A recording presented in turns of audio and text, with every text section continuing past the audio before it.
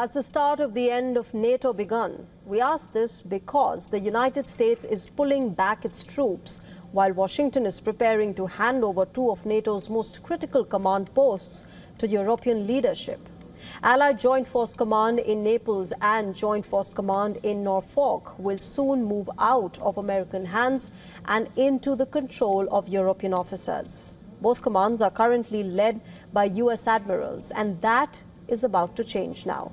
With Italy taking over the base in Naples and Britain in Norfolk, the shift is in alignment with President Donald Trump's demands that Europe must take responsibility for its own security. His administration wants a NATO that no longer depends on Washington to lead, fund, and manage its core military structure. The message from the White House has been clear. NATO must become European-led, and it is making multiple moves toward this. Recently, the Pentagon has reportedly informed allies of a withdrawal of around 200 American personnel from NATO structures across Europe. These exits effectively roughly 30 NATO-linked bodies are affected here, including specialized training centers and expert groups. American troops are also leaving key locations such as NATO's Intelligence Fusion Center in the UK, the Allied Special Operation Forces Command in Brussels, and a maritime command structure in Portugal. This transition comes amid political strain within the alliance and rising tensions in the Arctic and North Atlantic, especially with respect to Greenland. Last February, remember, U.S. Defense Secretary Pete Hegseth publicly told European allies to take ownership of the conventional security on the continent, and Europe responded months later. At the NATO summit in The Hague, leaders pledged to raise defense spending to 5% of their national GDPs, more than double the earlier target. But despite that commitment, Pentagon plans to redirect military resources away from Europe and toward other priorities, including the Indo-Pacific and the U.S. border security. For now, nearly 80,000 American troops remain stationed in Europe. NATO officials stress that the U.S. presence is still substantial. Yet the direction is unmistakable. The balance of power inside NATO appears to be clearly shifting.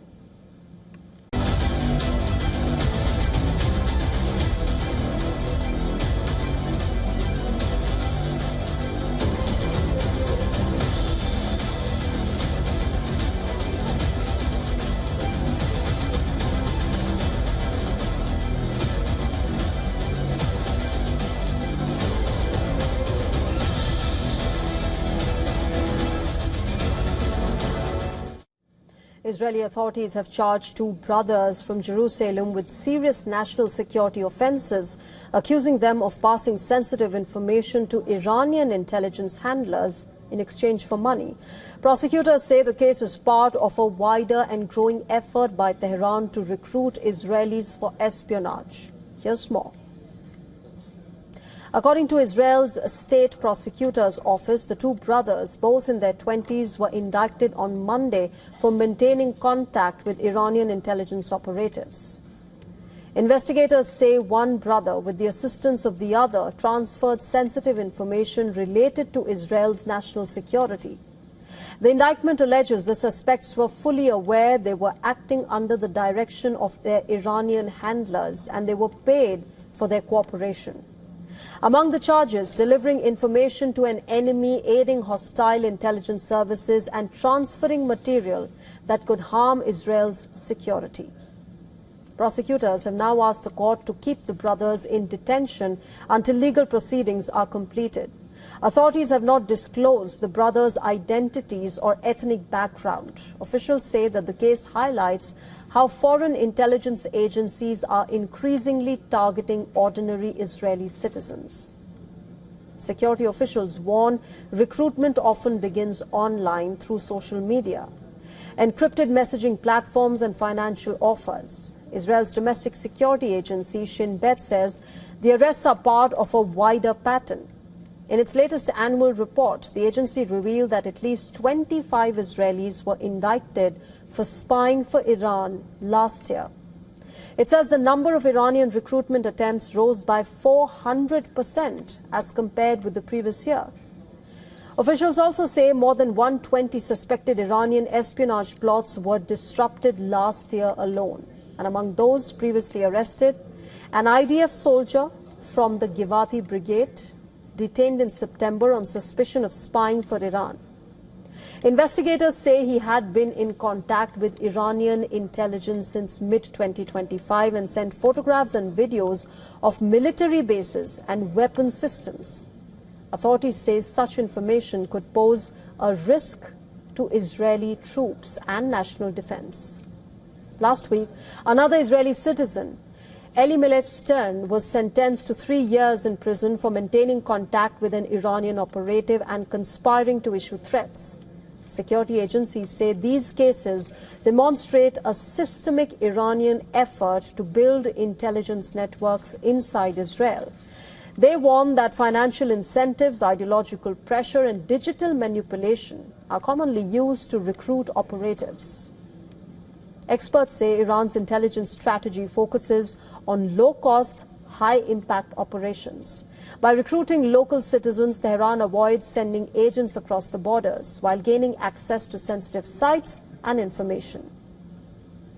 Israeli officials say this makes counterintelligence work more complex and more urgent. Israeli authorities, in fact, say that investigations into possible Iranian-linked espionage are continuing. They are urging citizens to report suspicious contacts and warning that cooperation with hostile intelligence services carries severe legal consequences. As regional tensions remain high, security officials say that preventing internal breaches is now one of Israel's top priorities.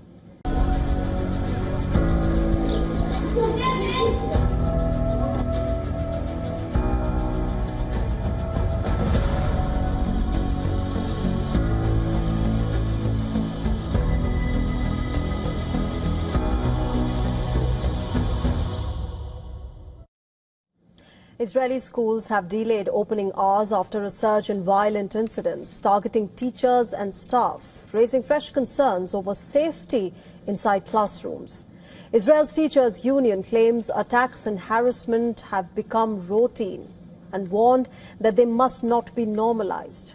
This week, several schools across Israel reportedly opened late following assaults involving students and parents. According to the Jerusalem Post, classes at a religious state school in Yehud Monosson began late on Tuesday after repeated and severe incidents of violence by a student against teachers and classmates. The teachers' union reportedly said that the delay was meant to send a clear message that violence inside schools will not be tolerated. A similar incident was reported in Altit, where a student allegedly attacked a pregnant teacher, sending her to hospital. The student reportedly had a history of violent behavior and began the assault after the teacher tried to protect another staff member. Following the attack, the school delayed opening the next day. Union Chairman Michael Pinto has warned that violence against educators is becoming an everyday phenomenon. In a statement, Pinto said that anyone who raises a hand against a teacher undermines the whole education system. Last week, more incidents were reported in different parts of Israel. In Kiryat Motzkin, a school delayed opening after a student's father entered the campus without permission and attacked a staff member. In Kiryat Gat, a pregnant teacher was hospitalized after being threatened by a parent, suffering a panic attack. The teachers' union says that these decisions to start school late are acts of protest aimed at forcing authorities to take stronger action to protect the teachers. Educators warn that fear and insecurity are driving many out of the profession, worsening Israel's nationwide teacher shortage. What's more, the crisis has now entered politics. Opposition leader and former Prime Minister Yair Lapid has announced a national education plan, promising billions of shekels in investment. The proposal includes a 10 billion shekel package to raise the salaries of teachers, as well as a promise to improve the working conditions for teachers. Lapid says better pay, stronger protections, and safer schools are all key to saving Israel's faltering education system. With violence in classrooms on the rise, teachers say that delayed openings are only a temporary measure. In fact, they're now demanding long-term solutions, stronger discipline policies, better security and firm legal action against attackers. Until then, unions warn disruptions could continue.